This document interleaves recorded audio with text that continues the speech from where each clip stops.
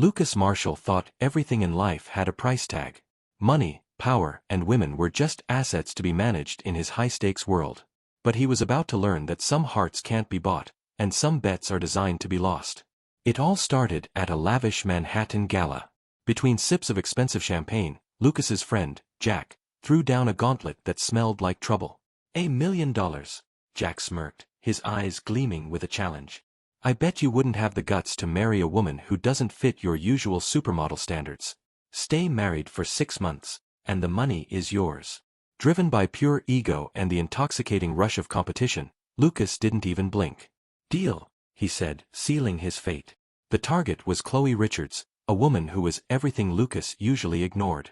She was independent, strong-willed, and completely indifferent to the fashion industry's definition of beauty. Their first meeting wasn't at a ballroom, but a high-end restaurant where Lucas expected to dazzle her with his status.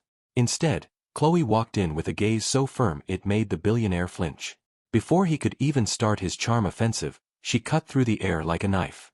I know about the bet, Lucas. I know the terms. If you think you can manipulate or control me, you're dead wrong. Lucas was stunned. Most women melted under his gaze, but Khloe was a fortress. For the first time in his life, the master of the game felt a spark of genuine curiosity, and a chilling sense that he might have finally met his match. For their second meeting, Khloe took him far out of his comfort zone to a small, quiet neighborhood cafe. No five-star service, no cameras, just raw honesty. She laid out her own terms with a calm that unnerved him. I don't want your luxury. I don't want your money. In 6 months, I plan on walking away exactly as I came in. I want my freedom. Lucas agreed, thinking her lack of interest in his wealth would make his job easier. He didn't realize that by granting her freedom, he was voluntarily disarming himself of his only weapon, his money. The wedding was as cold as a corporate merger. No flowers, no music, no soul, just a signature on a legal contract. Right after the ceremony, Lucas brought her to his massive New York penthouse, a glass monument to his success. He expected her to be blinded by the gold and the exclusive decor. But Khloe looked at his millions like it was common trash. 6 months, Lucas. Not a day more, she reminded him, her voice echoing in the empty, expensive rooms. Frustrated by her defiance, Lucas began to play dirty. He showered her with designer jewelry she refused to wear and expensive trips she refused to take. He tried to break her spirit by sabotaging her career, canceling her important meetings, and trying to isolate her to make her dependent on his shadow. But every time he struck, Khloe stood taller. She was a solid rock against his tide.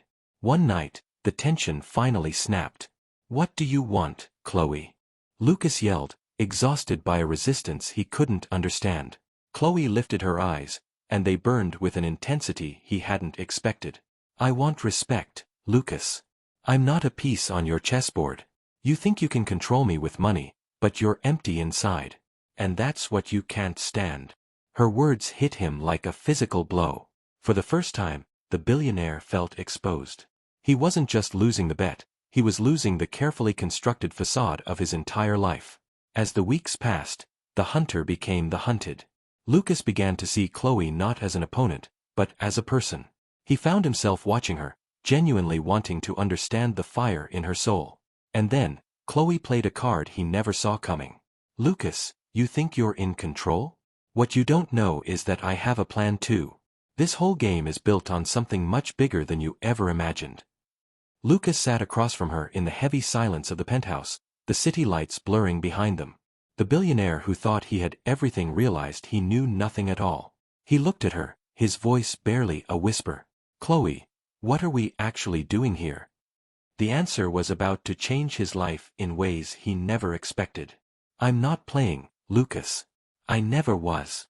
Khloe's voice was like ice, calm but cutting through the silence of the penthouse. Lucas felt a sudden tightness in his chest. For months, he had obsessed over her secrets, certain he was the one in control. But as he looked into her eyes, he didn't see a pawn anymore. He saw a judge. I want you to figure it out for yourself, she whispered, leaving him alone with a chilling mystery that made his stomach turn. The 6 months were almost up, but for Lucas Marshall, each day felt like an eternity. He hired detectives, dug into her past, and followed every lead, but Khloe was always 2 steps ahead. She wasn't just living in his house, She was presiding over his empire like a queen waiting for the perfect moment to strike. That moment arrived on a quiet night overlooking the New York skyline. "I can't take this game anymore," Lucas demanded, his voice trembling despite his efforts. "Tell me the truth."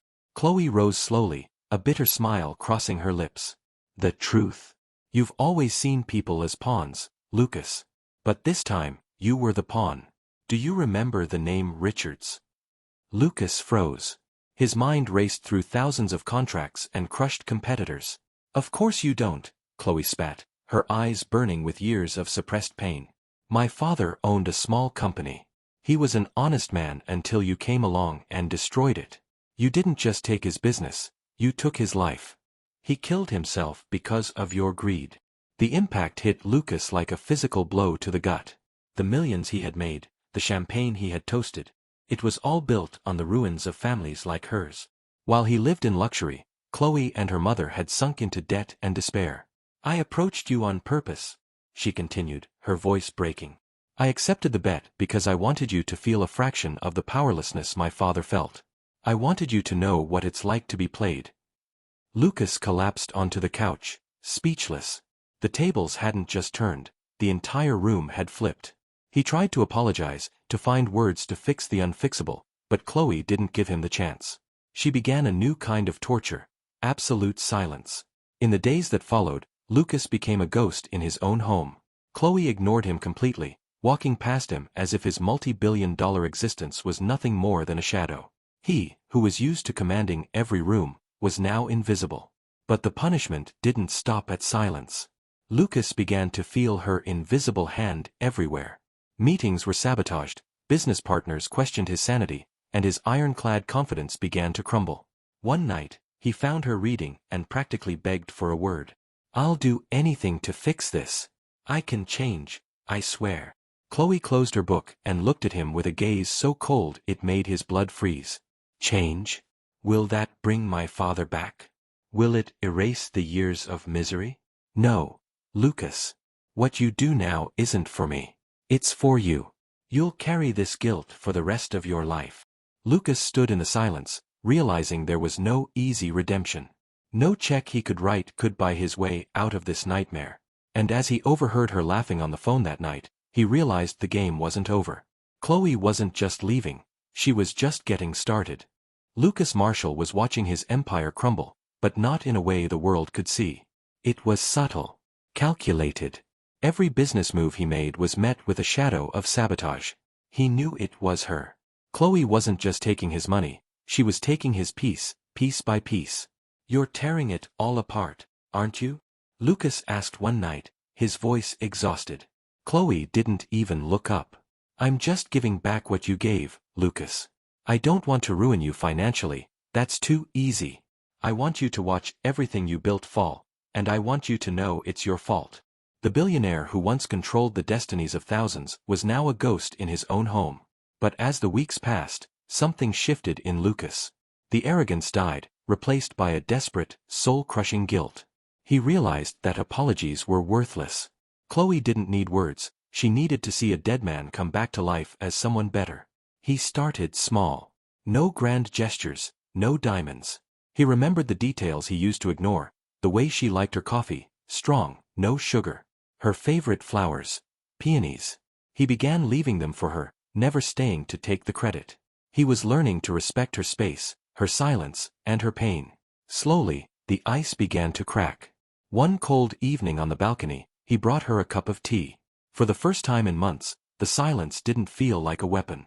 "Why are you doing this, Lucas?" she asked, her voice softened by the wind.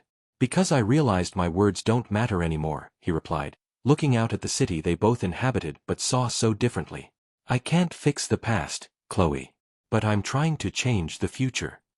In the days that followed, a fragile bridge began to form. They shared breakfasts. They shared brief, superficial conversations. Lucas even canceled a multi-million-dollar meeting just because Khloe asked him to stay. For the first time, she wasn't a pawn, and he wasn't the master. He was just a man trying to earn the right to stand beside her. But there was still a shadow between them. A secret Khloe was guarding with her very life. On a rainy night, the tension became unbearable. Lucas could feel it, The final brick in the wall was about to fall. "Please," he pleaded. "If there's something else, I need to know." Khloe sat on the couch, her hands trembling. She looked at him with eyes full of a pain so deep it made the air in the room feel heavy. "You're right, Lucas. There is something I haven't told you.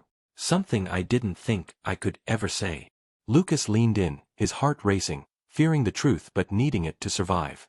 "Do you remember the company you destroyed? My father's legacy," she began, her voice a mere whisper. "I told you that you destroyed our family. And that's true. But that's not all you took from me." She looked away, fighting back tears that had been held back for years. "I was pregnant, Lucas. At the time when everything happened, when we lost the house, when my father took his life. The stress, the despair. I lost the baby." The ground disappeared beneath Lucas's feet. He couldn't breathe. He had spent his life counting profits and losses on a spreadsheet, never realizing that his success had cost a life that was part of the woman he was now falling in love with. The billionaire was finally broken. And for the first time, the silence that followed wasn't about revenge, it was about a grief that no amount of money could ever heal. Lucas held Khloe closer than ever as they danced, the soft music of their real wedding filling the air. "Who would have thought," he whispered, "that it would be the best bet I ever made?" But as Khloe rested her head on his chest, her smile didn't reach her eyes. Months passed, and the news of Khloe's pregnancy brought Lucas to his knees in tears. He had sold his aggressive firms, donated half his fortune to the families he once ruined, and spent every day trying to be the man Khloe deserved. He was a changed man. Or so he thought. The night before the baby was due, Lucas found an old, encrypted laptop in their nursery. It belonged to Khloe. Curious, he opened a file labeled "The Final Phase." His heart stopped. There were no doctor's reports. Instead, there were legal documents dated months before they even met. He saw a contract between Khloe and his friend, Jack, the man who proposed the $1 million bet. The bet was never Jack's idea. It was Khloe's. She hadn't just married him for revenge, she had engineered the entire game to dismantle his empire from the inside. Jack was her cousin, and the $1 million? It was already her money, used as bait to lure Lucas into the only trap he couldn't resist, his own ego. Suddenly, Khloe appeared in the doorway, her pregnant silhouette framed by the moonlight. She wasn't the fragile woman he thought he was protecting. She was calm, in control. "You found it," she said, her voice devoid of the warmth he had grown to love. "The baby, the love, was it all a lie?" Lucas stammered, his world collapsing for the second time. Khloe walked toward him, placing a hand on her belly. "The baby is real, Lucas. And the change in you. That's real too. I didn't just want to take your money. I wanted to take your soul and rewrite it. I needed to make sure the man who destroyed my father was dead, and in his place, I built a father my child could actually be proud of." She leaned in and whispered, "You lost the bet, Lucas. But the world gained a better man. Isn't that what you wanted?" Lucas looked at the woman he loved, the woman who had broken him, rebuilt him, and now owned him. He realized he hadn't just married his first love or his victim. He had married his master. As the sun rose over New York, the billionaire who once thought he controlled everything realized he was exactly where Khloe wanted him. Living a life that was no longer his own, serving a justice he finally understood.